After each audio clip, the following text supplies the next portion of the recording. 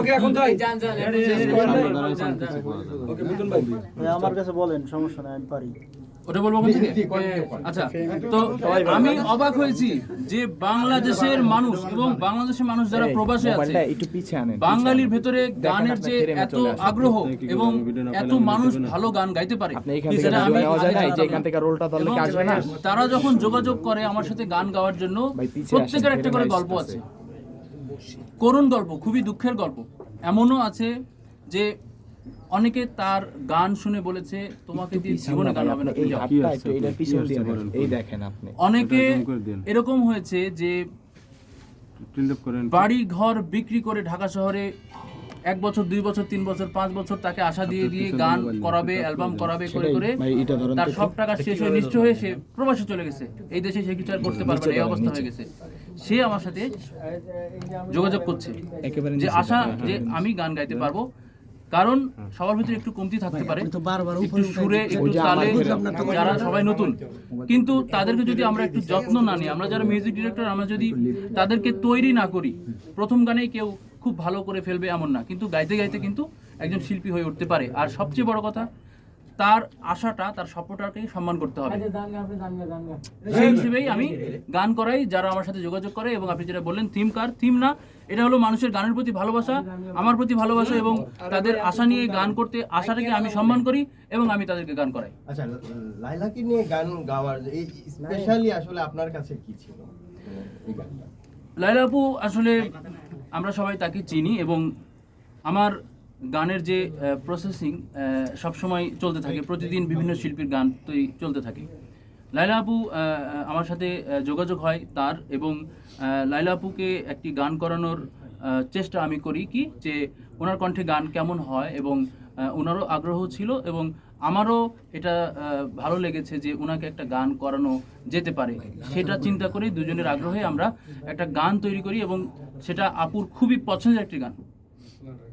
লায়লাপুর হিন্দি এই গানটা আমরা গেয়েছিলাম কি তু হি মুঝকো বাতা দে, এই হিন্দি গানটা, যেটা তার খুব ফেভারিট একটা গান, এবং আমি চেষ্টা করেছি যে তাকে এই গানটা আমার সাথে ডুয়েট করে রিলিজ করানোর।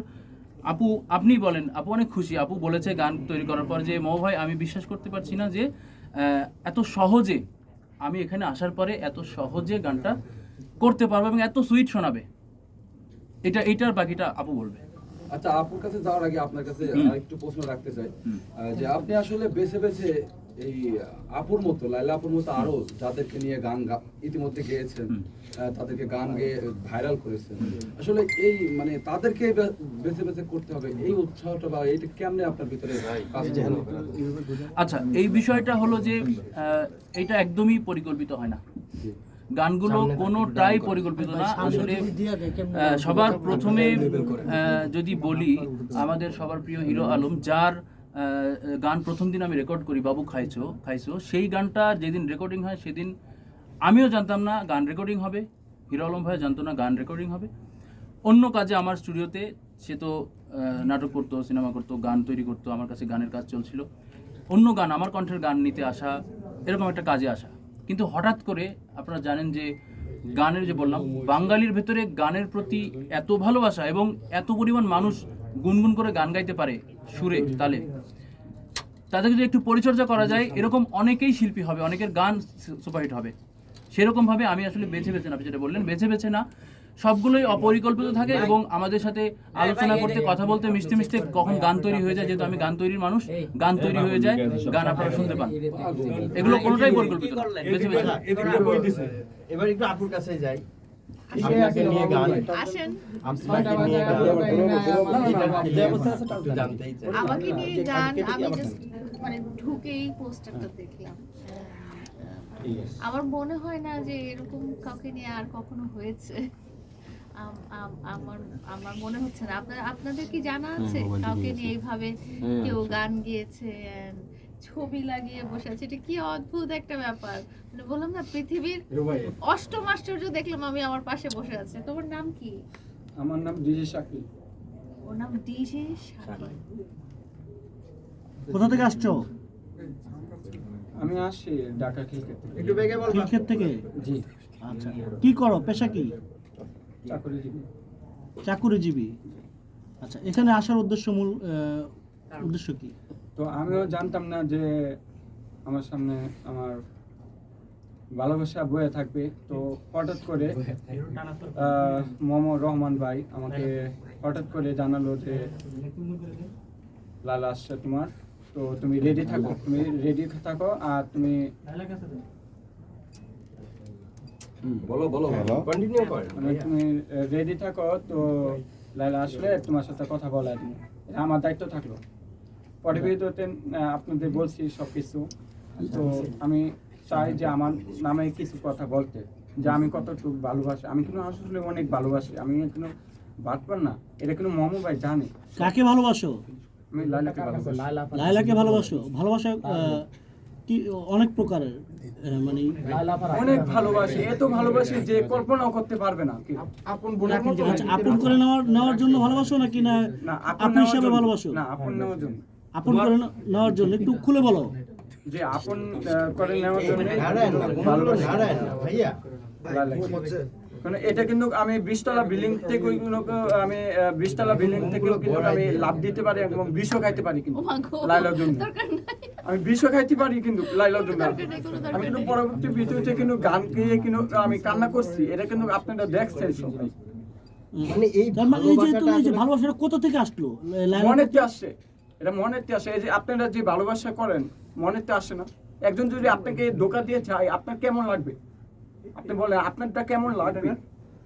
এমনই আমার ওই রকম হৃদয়ের মধ্যে আমি আমার ভালোবাসার মধ্যে লুকিয়ে রাখছি। আচ্ছা ভাইয়া আচ্ছা, প্রকাশ করছি। একটু জানতে চাই লাইলার প্রতি আপনার ভালোবাসা এটা আসলে কিভাবে শুরু হলো, শুরুর গল্পটা একটু জানতে আচ্ছা, চাই। শুরুটা হলো আমি তো আগে লালাকে অনেক ভালোবাসতাম। তো মোহাম্মদ রহমান ভাইয়ের বললাম যে ভাই আপনি যাই করেন আপনার দুইটা পাওয়াই ধরি আমি, যে আমাকে লাইলাকে নিয়ে আমাকে 2টা গান করে দেন। এর আগে একটা গান রিলিজ হয়েছে আমার, আরেকটা গান হয়েছে ওই যে লাইলা 100% লাভ।